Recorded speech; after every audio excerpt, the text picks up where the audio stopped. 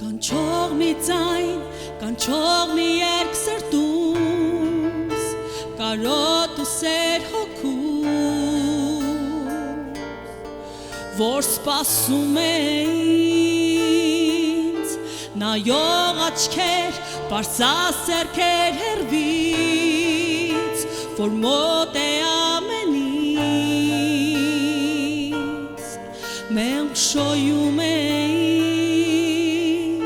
Երկինքն է բաց, երկինքն է վերառնում Իմ խորվերքերը չկա ոչինչ, չկա էլ անհնար Զորավոր է սերդ միայն տեսնեմ, միայն քեզնից մի խոսք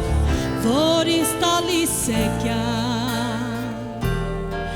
Եվ իմ սերը Նորից մի խենթություն, բերկրանք և վեհություն, որ սպառնում է ինձ, լքված, խեղդված, ապրել դատարկ հոգով, հերքում եմ հաղորդքով, որ տվել ես ինձ, կարակ ու սեր, այլ ողոք սեր գիտեմ ինձ հետ ես չկան ես և գերություն չկան երբ ասված իմ տերն է հավերժ քեզ հետ իմ սիրտն է լի քեզնով անսահման է սերը քո և անկեղծ կասեմ երկրպագում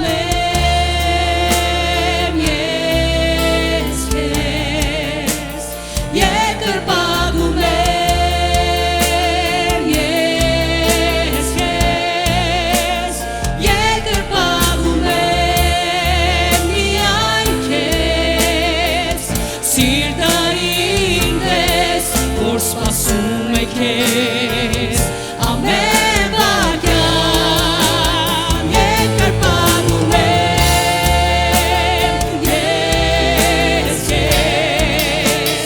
երկրպագում եմ ես քեզ երկրպագում եմ միայն քեզ սիրտը ինձ Սպասում է քեզ ամեն վայրկյան երկրպագում եմ ես քեզ երկրպագում եմ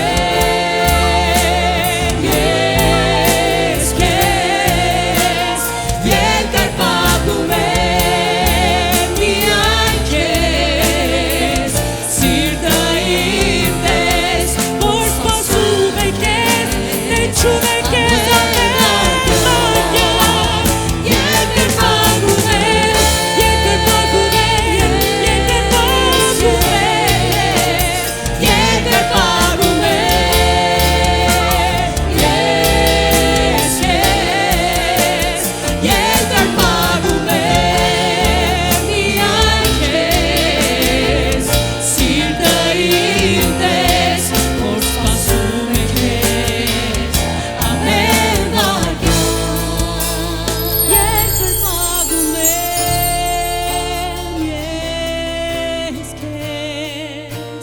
Երկրպագում եմ ես քեզ երկրպագում եմ միայն քեզ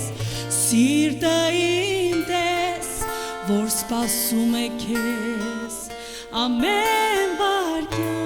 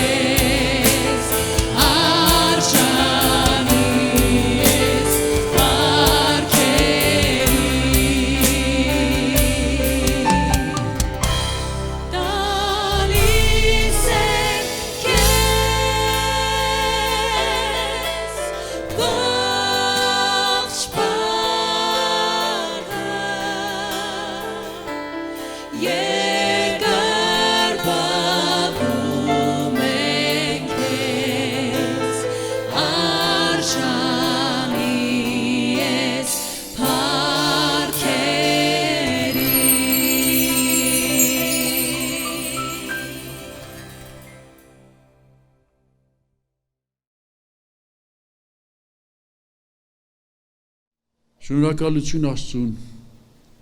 այս հնարավորության համար այսօրվա եւ այս Աստծո տված տեխնիկայի համար, որ մենք կարող ենք հաղորդակցվել միմյանց հետ։ Ես հավատացած եմ, որ Աստված ամեն միջոցով կարող է գործել բոլորիս մեջ եւ բոլորիս հետ։ Արդեն գիտեք, որ մեր խորագիրն է, որ մենք ենք Աստծո տունը։ Ի սկզբանե Աստված ցանկացել է, որ մարդկանց մեջ բնակվի, մարդկանց հետ բնակվի, որտեղ Աստված մարդուն ստեղծեց իր պատկերով, իր նմանությամբ, իր մեջից, իր հոգուց փչեց մարդու մեջ, որպեսզի մարդը լինի Աստծո դասից, Աստծո նման, եւ որպեսզի մարդը Աստծո հետ բնակվի, Աստված էլ մարդու հետ։ Ցավոք մարդը ընկավ, բայց Աստված չպարտվեց, շարունակեց գործել։ Եվ որպեսզի հասնի այն բանին եւ հասավ, որ Եբրայեցիների գրքի 3-րդ գլխի 6 համարի հիման վրա, որ բոլորս կարողանանք ասել. Ես քո տունն եմ։ Եվ երբ որ մարդը արդեն արտահայտվում է Աստծուն, մարդը արդեն իր հոժարությամբ ասում է, որ ես քո տունն եմ, Աստված իրավունքով ձեռնարկում է այս տունը արդեն դարձնի իրան բնակավայր։ Ինչպես է ձեռնարկում։ Դե բնականորեն, եթե դու մի տուն ձեռք բերես, պետք է սկսես վերանորոգել, դարձնես բնակելի։ Աստված առաջինը մաքրում է այս տունը բոլոր վիրուսներից, որոնք եկել էին այս աշխարհից մեր մեջ, թե Աստված ինչ նյութերով է մաքրում, ես չգիտեմ, բայց հաստատ մաքրում է վիրուսներից, որպեսզի իր համար հաճելի բնակարան լինի։ Եվ Աստծո ուզածն է, որ բնակվի մարդկանց մեջ։ Այո, նաև պիտի հասնի այն տեղը, որը հայտնության գրքի մեջ գրված է, հայտնության 21 գլխի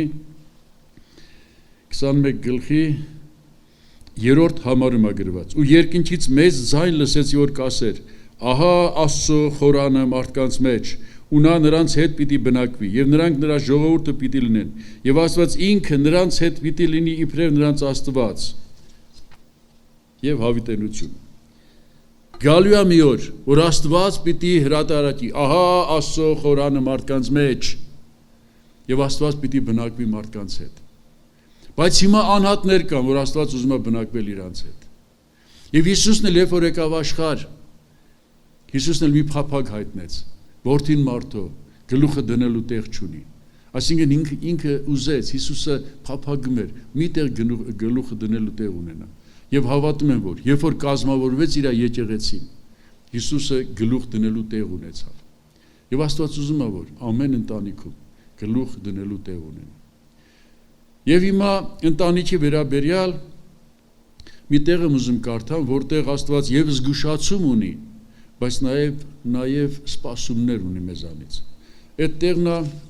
Մաղաքիայի մարգարեության 2-րդ գլխի 13-ից 16 համարները։ Մաղաքիա 2-րդ գլուխ 13-ից 16 համարներ։ Եվ դարձյալ այս արեցիք, Տերոջ սեղանը արցունքներով լացով ու ողբով ծածկեցիք, այնպես որ նա այլևս ձեր ընծային չի նայում, որ նրան ձեր ձեռքից հաճությամբ ընդունի։ Բայց դուք ասեցիք ինչու, նրա համար, որ Տերը վկա եղավ քո եւ քո երիտասարդության կնոջ մեջտեղ, որի հետ անհավատարմության վարվեցար, ու նա քո ընկերդ եւ քո ուխտի կինն է, եւ մեկը չարեց, որ հոգի առաջի առատությունն ուներ։ Այստեղ մի թարգմանության մեջ գրված է, որ նա նույն մարմնից եւ նույն հոգուց արեց ձեզ։ Եվ Աստծո սպասումը որն է, եւ այն մեկը ինչ կփնտրի, Աստծո սերունդ։ Ուրեմն ձեր հոգին զգուշություն արեք ու ձեզնից մեկը իր երիտասարդության կնոջ հետ անհավատարմությամբ չվարվի։ Քանի որ Իսրայելի Տեր Աստված ասում է, թե ինքը ատում է կին արձակելը։ Բայց մարդը իր հանդերձով զրկանքը կծածկի, ասում է Զորաց Տերը։ Ուստի ձեր հոգին զգուշություն արեք ու անհավատարիմ մի լինեք։ Այս 16 համարի մեջ էլ էլի մի թարգմանության մեջ հետաքրքիր բան է գրած։ Եթե ատելով արձակես, դու անիրավության հանդերձ կգա քո վրա։ Դու անիրավության հանդերձ կհագնես։ Այնպես որ եկեք մի քանի կետի վրա կանգ առնենք, ուրեմն Աստված այսպիսի բան ասում. Ես վկա եմ քո եւ քո կնոջ միջև։ Երբ է վկա, երբ որ այդ տան մեջ ապրում։ Երբ որ Աստված գալիս է քո տուն, նա արդեն քո տան բոլոր վերուդիրին ներկա եւ վկա է։ Բայց Աստծո վկա լինելը սովորական են, որ կողից տեսել են ինչ որ եղելություն, այդ վկայի նման չի։ Աստծո վկա լինելը հետևյալն է։ Աստված նա զգում է վկայի, ոչ թե վկայի դուժացի զգացածը։ Այսինքն, սիրելի ամուսին, քո ամեն վարմունքից ինչ զգացողություն ունի քո կինը, Աստված քո կնոջ մեջ այդ նույն զգացողությունը ապրում է։ Սիրելի կին, քո վարմունքից ինչ զգացողություն է ունենում քո ամուսինը, Աստված քո ամուսնու մեջ այդ բոլոր զգացողությունները զգում է։ Այնպես որ Աստված այնպիսի վկա է, որ նես չի որ կարող է լավ չհասկացավ, կարող է սխալ ասի։ Ոչ, ինքը հասկացողության վրա չի հիմնվում։ Ինքը ապրում է այն, ինչ որ ապրում է այդ ընտանիքի անդամը, որտեղ Աստված քո մեջ է։ Աստված քո ընտանիքի յուրաքանչյուր անդամի մեջ է։ Եվ դրա համար Աստված ասում է, որ ես վկա եմ, ես եմ վկա, Աստծուն ուրիշ վկա պետք չի։ Եվ իմ վկայությունը որն է։ Սիրելի ամուսին, քո կնոջ յուրաքանչյուր արցունքը հասնում է Աստծո սեղանին։ Այս ձեւի վկա է Աստված։ Յուրաքանչյուր նրա սրտի ապրումը հասնում է Աստծո ականջին։ Այսպիսի վկա է Աստված։ Եվ այս վկան ասում է, որ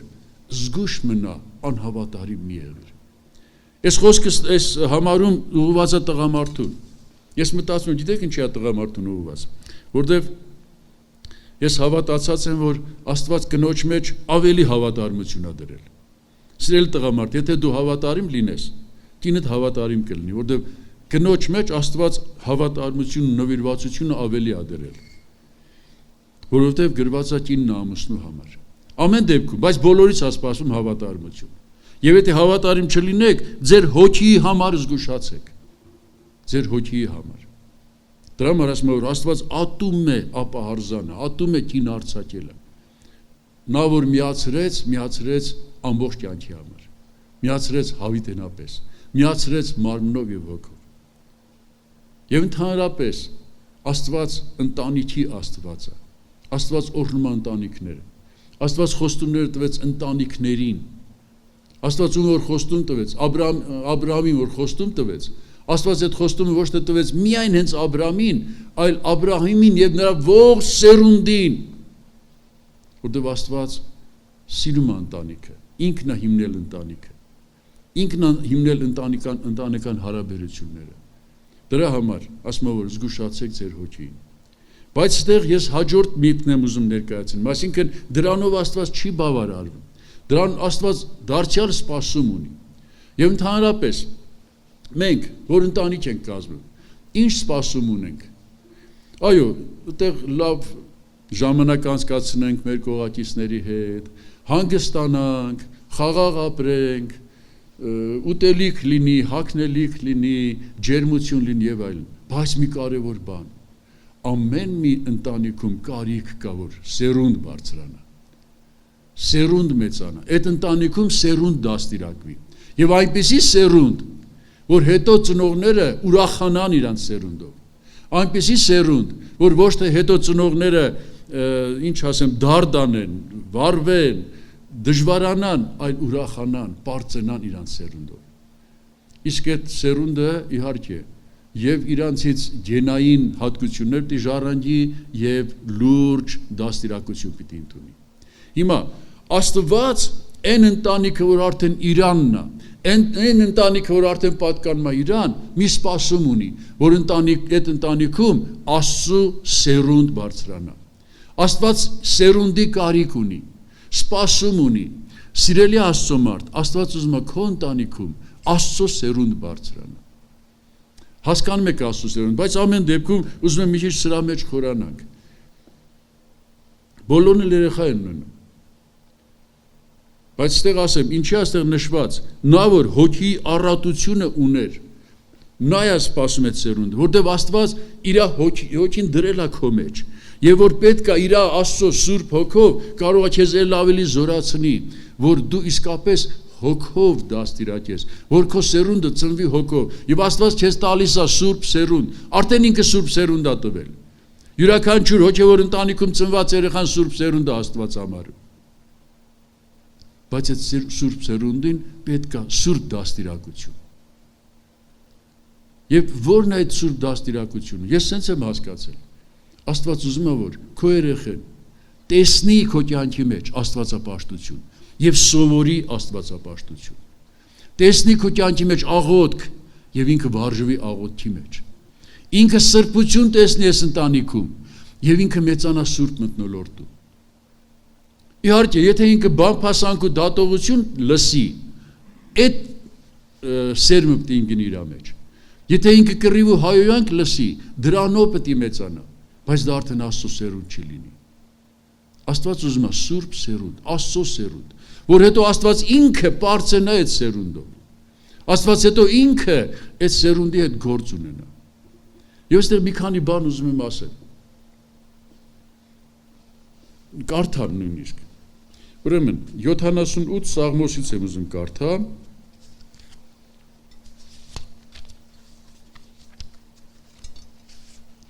Սաղմոս 78-ի առաջի 8 համարները։ Ով իմ ժողովուրդս, ուշադրություն դարձրա իմ օրենքիս։ Խոնարհեցրեք ձեր ականջը իմ բերանի խոսքերին։ Առակով պիտի բացեմ իմ բերանս ու հին ժամանակի խրտնաբանությունները պիտի խոսեմ, որոնք լսեցինք ու իմացանք եւ մեր հայրերը մեզի պատմեցին։ Մենք պիտի չպահենք նրանց որդիներից, եկող ազգին պիտի պատմենք Տիրոջ գովություններ ու նրա զորություն եւ նրա արած հրաշքները,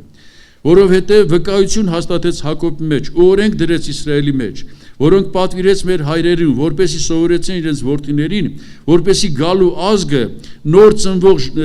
զավակները սրանք իմանան ու ելնեն իրենց որդիներին էլ պատմեն, նրանք էլ իրենց հույսը Աստծո վրա դնելով չմոռանան Աստծո գործերը, հապա նրա պատվիրանքները պահեն, ու իրենց հայրերի պես կամակուր ապստամբ ազգ չլինեն, այնպիսի միազգ, որ իրենց սիրտը չեն շիտկել ու իրենց հոգիները հավատարիմ չի Աստծուն։ Ուրեմն ինչ հասկացանք։ Այստեղ գրված է որ Աստված նախ ասում է. «Ով ժողովուրդ, լսեք, առակով, թե հին ժամանակների խրտնաբանությունը ինչպես ներկայացնեմ, ես եմ ուզում ձեզ ներկայացնեմ, որ ձեր զավակներին սովորեցրեք աստվածապաշտություն, որ իրանք կամակոր ու ապստամբ չմեծանան, որ իրանք Աստծուց հեռացող չլինեն, այլ իրանք միշտ իրանց հույս Աստծո վրա դնելով աստվածապաշտ մեծանան։ Ով ժողովուրդ, լսեք, Աստված էս է ուզում։ Ով ժողովուրդ, իմ բոլոր առակները էս են ուզում ձեզ սովորացնեն, որ ձեր զավակները լսեն Աստծո գործերը, ձեր զավակները իմանան Աստծո գործերը, ձեր զավակները մեծանան այդ գիտությամբ։ Նաև Ծննդոց գրքի մեջ 18 գլխի 17 համարից գրված է որ եւ Տերը ասեց. «Միթե Աբրահամից պահեմ ինչ որ անելու եմ, որովհետեւ Աբրահամը անշուշտ մեծ ու զորավոր ազգ պիտի լինի ու երկրի բոլոր ազգերը նրանով պիտի օրհնվեն, քանի որ գիտեմ նրան, որ իր որդիներին ու իրանից հետո իր տանը պիտի պատվիրի, որպեսի նրանք արդարություն իրավունք անելու համար Տերոջ ճամփան պիտի պահեն, որպեսի Տերը Աբրահամի վրա բերի ինչ որ խոսեցավ»։ Այսինքն Աստված ասեց. «Գիտեմ Աբրահամի ինչ է անելու, իրանից հետո իր որդիներին պիտի պատվիրի, որ նրանք արդարություն անեն, իրավունք անեն, Տիրոջը պաշտեն, Տիրոջ գործերը սովորեն եւ իրանց զավակներն էլ սովորեցնեն»։ Սա էր Աստծո հիմքը, ասեց, որովհետեւ Աբրահամը այսպեսին է, դրա համար ես Աբրահամից ինչպես պահեմ։ Հիմա ուշադրություն դարձրեք։ Ինչի Աստված ջրեղեղով կործանեց բոլոր մարդկանց։ Ինչի Աստված Աքար Քարմի Զարմյանին ամբողջ ընտանիքով քարկոծել տվեց։ Ինչի Աստված Կորխին, Դաթանին, Աբիրոնին կործանեց իրանց ամբողջ ընտանիքներով։ Ինչի Աստված Սոդոմ Գոմորը բոլորին կործանեց։ Ես հասկացել եմ սա, քանի որ նրանց զավակներն էլ վարակված էին նրանց պղծություններով։ Նրանց զավակներն էլ վարակված էին նրանց ապստամբության, նրանց դավաճանության վիրուսով։ Դրա համար էլ Աստված վերացրեց զավակներին էլ։ Եվ գիտեք, Աստված այսպիսի խոսք ունի. ովքեր որ իմ առջև ապստամբ են կամ ովքեր որ անեծք են բերում Աստծո անվանը, նրանց զավակների մինչև 3-րդ, 4-րդ ազգը պիտի անիծված լինեն։ Բայց որոնք որ օրհնյալ են, նրանց մինչև 1000 ազգը, այսինքն որոնք որ հնազանդվում են Աստծուն, որոնք որ Աստծո օրհնությունն են վերցնում, այդ օրհնությունը փոխանցվելու է զավակներին, մինչև 1000 ազգը։ Շնորհակալություն ասում, որ օրհնություն ավելի երկար է փոխանցվում։ Բայց ամեն դեպքում տեսեք անեծքն էլ է փոխանցվում։ Այնպես որ ինչպես է փոխանցվում, որովհետև դու քո զավակին դաստիարակելու, դու քո զավակին Աստծո զավակ, Աստծո սերունդ դարձնելու պարտավորություն ունես։ Սա եւ մեծ պատիվ է, որ Աստված իմ տանն է բնակվում, բայց նաեւ մեծ պարտավորություն է իմ համար, որ Աստված իմ տանն է բնակվում։ Դու Աստված որ իմ տանն է բնակվում, ես պետք է Աստծո համար պայմաններ ստեղծեմ, որ նա իմ տանը իրան լավ զգա։ Աստված որ իմ տանն է բնակվում, ես պետք է անենց անեմ, որ հետո Աստված գոհ լինի ինձանից, եւ ոչ թե մի օր ջնջի ու թողի դուրս գա իմ տնից։ Եվ այո, ցավոք եղել են մարդիկ, որ Աստված լքել է այդ մարդկանց ընկերությունը։ Բայց երանի են մարդուն, որ Աստծո ընկերության մեջ է։ Եվ ընդհանրապես Աստված ուզում է, որ մենք դաստիարակենք այսպիսի սերունդ։ Մի հատ տեղ էլ կարդամ Պետրոսի առաջի թղթի 3-րդ գլխի մեջ 3-րդ գլխի 4-րդ համարը անեղծությունով հեզու հանդարտ հոգի զարդը թող լինի, որ Աստծո առջև խիստ պատվական է։ Աստծո առջև ինչն էր պատվական։ Էնել խիստ պատվական։ Սրտի ծածուկ մարդը, որը հեզ եւ հանդարտ է։ Այս սա է հոգի զարդը։ Այսինքն, եթե ուզում ես զարդ լինես, եթե ուզում ես զարդարված լինես, շնորհած սա այնտեղ կանանց մասին, որտեղ շարունակության մեջ էլ ասում է ժամանակին աստվածապաշտ կանայք իրանց զարդարում էին ինչպես իրանց ամուսիններին հնազանդ լինելով։ Աստծո համար զարդարանքը սրտի ճիշտ դիրքն է։ Սոդոմ Գոմորի ժողովուրդը կարծում եմ իրանց արտաքինը շատ լավ սարքում էին, որտեղ մարմնավաճառը իր մարմինը լավ է սարքում, բայց նրանց ներսը այնպես էր ապականված, որ Աստված կործանեց։ Աստված նայում է մարդու ներսը։ Աստված նայում է մարդու ներսից ինչ մտքեր են դուրս գալու։ Եվ Աստված նայում է քո զավակի գլխի մեջ ինչ մտքեր են գոյանում, ինչ ծրագիրներ, ինչ նպատակներ։ Մի տարօրինակ բան եմ ուզում ասեմ։ Եթե սխալ մտքեր են դուրս գալ, այդ սխալ մտքերը Աստված ուզում է ածիլի։ Ինչպես Հովանես Մկրտիչը, ինչպես հենց Հիսուսը, որ մանկուց Աստծու հետ ուխտ կապած զավակներ մեծանան։ Մանկուց նրանք ուխտավորներ լինեն։ Եվ այդ ուխտավորի համար ասում են, նրանց գլխին ածելի չկպնի։ Ես հոգևոր իմաստով հասկանում եմ, այնպիսի մտքեր ու նպատակներ, գաղափարներ ունենան, որ Աստված ոչ թե ուզենա դրանք կտրի, այլ ուզենա սրանք աճեն այս մարդու մեջ։ Բայց եթե սխալ գաղափարներ լինեն, էսի կտրեմ լավ, էսի խուզեմ, այս անգամ խուզեմ, թող հաջորդ անգամ լավ լինի։ Մի հատ էլ նորից, բայց եթե շատ լինի, արդեն վիզը կտրեմ։ Այո, դրա համար էլ Աստված ոմանց մանկուց վիզը կտրում էր, բայց ով որ ճիշտ գաղափարներով է մեծանում, ճիշտ նպատակներով, ճիշտ աստվածապաշտության սովորությունով, Աստված չի ուզում նրան ածիլի, Աստված ուզում է բարգավաճ լինի։ Դե Հիսուս ինչ ասեց, ձեր գլխի մազերը հաշված են։ Կարող է այս մազերը շատ թանկ են Աստծո համար։ Աստծո համար թանկ են մեր են մտքերը, մեր են գաղափարները, մեր են ծրագիրներն ու նպատակները, որոնք բխում են Աստծո հոգուց, որոնք բխում են սրբությունից։ Աստված ուզում է, որ սուրբ սերունդ մեծանա։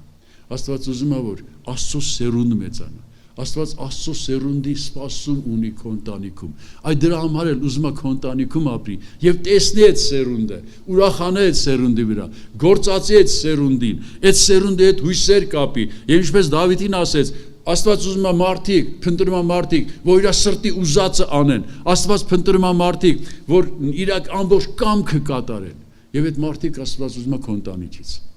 Այն ընտանիքից, որի մեջ ինքը ապրում է, այն ընտանիքից, որի Տերը ասել է, որ ես քո տունն եմ։ Եթե դու Աստծո տունն ես, այս պարտավորությունը կա քո համար։ Եթե դու Աստծո տունն ես, խոնարհեցրա գլուխդ եւ ասա՝ Տեր, ես համաձայն եմ։ Եվ ես պարտավորում եմ, որ նախ իմ կողակցի հետ ես անհավատարմություն չանեմ եւ երկրորդը ես սուրբ սերունդ մեծացնեմ, ես ճիշտ դաստիարակեմ, իմ երեխեն թող սրբության մեջ դաստիարակվի, իմ երեխեն թող աղոթքի մեջ վարժվի, իմ երեխեն թող աստվածային սուրբ հոգու հատկություններով լցվի եւ ոչ թե այս աշխարհի վիրուսներից վարակվի։ Շնորհակալ եմ Տեր իմ Աստված, փառավորվես մեր մեջ, ամեն։